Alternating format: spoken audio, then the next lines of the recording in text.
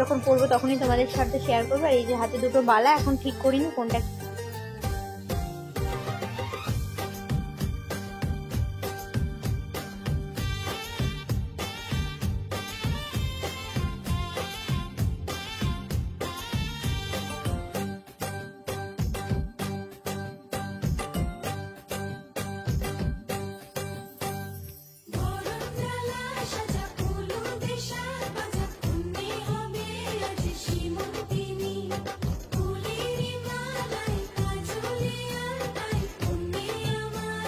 Good evening, welcome back to my channel স্বপ্নের সাথে কিঙ্করিমি ব্লগে আরেকবার স্বাগত জানাই। আজকের ব্লগটা এখান থেকে শুরু করছি।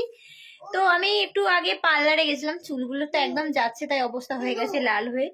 ভুরু প্লাক করতে গেছিলাম, কারণ আজকে আমাদের একটা বিয়ে বাড়ির ইনভিটেশন আছে, সেখানেই যাবো বউ ভাতের। কি বেটা, না ওটাই খাও এখন।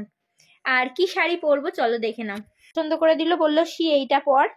এটা হচ্ছে রানী কালার, রানীর সাথে হচ্ছে তোমার রয়্যাল ব্লু। এই যে শাড়িটা পুরোটা যখন মানে পরবো তখনই ভালো লাগবে, খুব সুন্দর শাড়িটা। আর এটার সাথে এই যে একটা ব্লাউজ,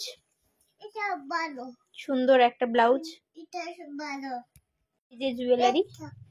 যখন পরবো তখনই তোমাদের সাথে শেয়ার করবো। আর এই যে হাতে দুটো বালা, এখন ঠিক করিনি কোনটা কি পরবো। চলো রেডি হয়ে নি, তারপরে তোমাদের সাথে কথা হচ্ছে। ফুল রেডি হয়ে গেছি আর নাকের পরেছি আজকে।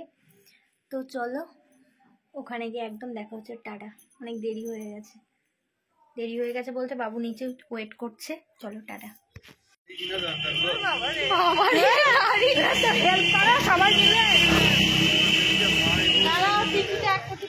চলো ওখানে গিয়ে দেখাচ্ছি তোমাদেরকে।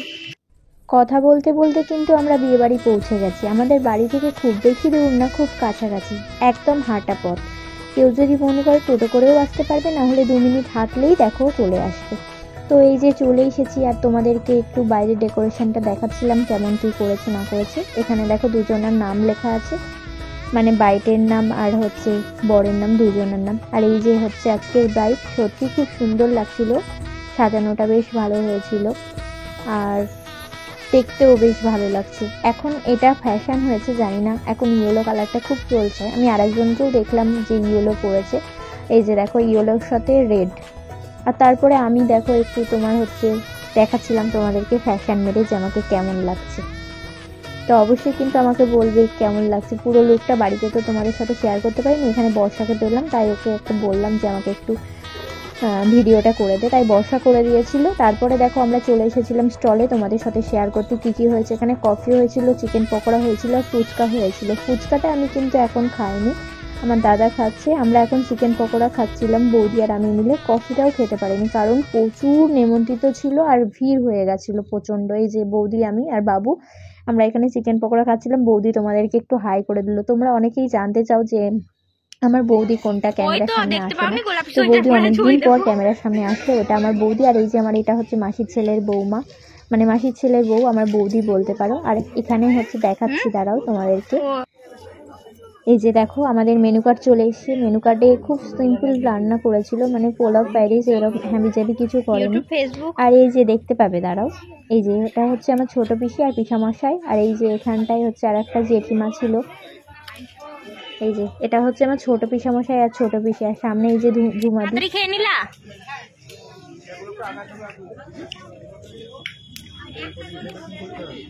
একটু সবাইকে ক্যাপচার করে নিলাম, কারণ হচ্ছে আমি একদম আলাদা সাইডে বসেছি। এখানে একটা কাকুর কাছে একটা জায়গা ফাঁকা ছিল, এখানে আমার পিসি আর পিসামশাই বসেছিল। তো পিসি বললো এখানে চলে আয়। আর পাশের সাইডটাই তখন হচ্ছে চিকেন পড়েছিল, এই মটন পড়েছিল। প্রচণ্ড দেরি হতো বলে আমি এখানটায় আমাদেরকে বসিয়ে দিল। তারপরে দেখো এখন স্যালাড দিয়ে গেছে, স্যালাডের পরেই দিয়ে গেছে তোমার হচ্ছে রাধা বল্লভী, তার সাথে দিয়েছে চানা মেটে।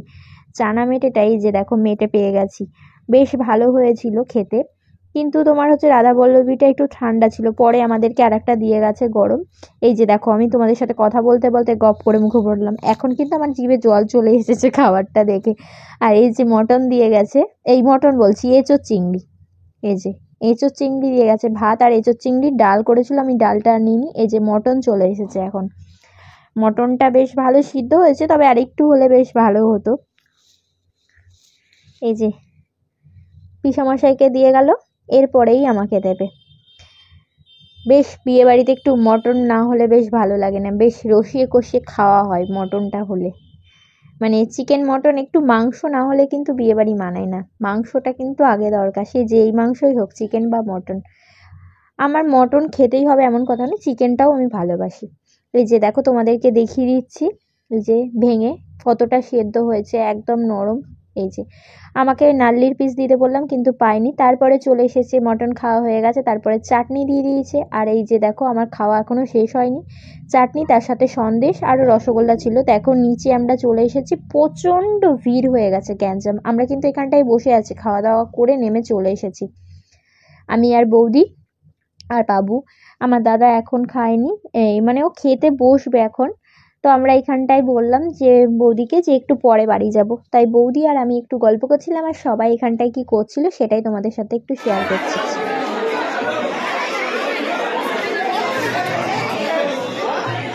খেতে বসে বাবু আর সেরকম কিছু খায়নি, তাই একটু ওকে চিকেন পকোড়া নিয়ে দিয়েছিলাম, সেটাই ও বসে বসে খাচ্ছে। তারপরে দেখো কোনো যাত্রী ঢুকে গেছে, আর সবার হাতে কিন্তু একটা করে ট্রে থাকে আর একটা করে লোক যাবো, বেশ দেখতে বেশ ভালোই লাগে।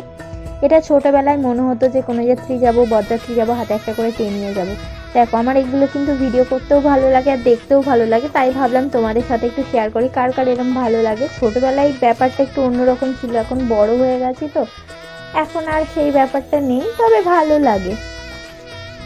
অনেক লোক, মানে কন্যাযাত্রী যেহেতু গোষ্ঠী বড় থাকলে বা আত্মীয় স্বজন বড় থাকলে দেখো সবারই একটা আশা থাকে যে বিয়ের সময় যাব মেয়ের বাড়ি, দেখে আসবো বা সবাইকে নিয়ে যাব। তারপরে এখানে সব তত্ত্বগুলো একটা ঘরে রাখা হয়েছিল, তো বৌদি বললো দীপকে দাও ফোনটা, ভিডিও করে দিলে। তো দীপকে বললাম, দীপ করে এনে দিয়েছিল। এখানে ফলের দিয়েছিল, তারপরে তোমার হচ্ছে ওই কাঁচা মিষ্টি হয় না, ওইগুলো ছিল, অনেক তত্ত্ব ছিল, আলতা সিঁদুর। তারপরে এখানে দেখো এই যে বরকে তোমাদেরকে একটু শেয়ার করলাম, কারণ আজকের বরটাকে তো তোমাকে দেখানোই হয়। দেখো আমি বাড়ি চলে এসেছি, বাড়ি এসে সমস্ত কিছু গুছিয়ে রেখেছি, মানে সাজা গোজা জিনিসগুলো সব ছিটিয়ে রাখা ছিল, সেগুলো সব গোছানোর পর জামা টামা চেঞ্জ করে আমি এখন উইপস দিয়ে মুখটাকে ভালো করে পরিষ্কার করে নিচ্ছি। বাজছে 12টা, আর আমরা অনেকক্ষণ আগেই বাড়ি চলে এসেছি, মোটামুটি ওই 11:30 কি 11:20 এরকম হবে। বৌদি আর আমি চলে এসেছি, আমার দাদা আছে, ওর যেহেতু বন্ধু তাই ওকে ছাড়েনি, ওর খাওয়া হয়ে গেছে, আমাদের পরের ব্যাচেই খেয়েছে সব বন্ধুদের সাথে। তো এখন ওখানে বসে আছে, ও পরে হয়তো আসবে, মানে দেরি হবে আসতে। যার বিয়ে মানে ঝুলনের তো আজকে বৌভাত, তো ঝুলন বলল কি যে এখন থাক, আসলে কোণাযাত্রীও এসেছে দেরি করে, তোমরা দেখতেই পেয়েছো প্রচুর মানে ভিড়, আর প্রচুর মানে অনেকেই কোণাযাত্রী এসেছিল। তো এক একজন আরো আত্মীয় স্বজন বেশি থাকে, তার জন্যই বেশি আসে।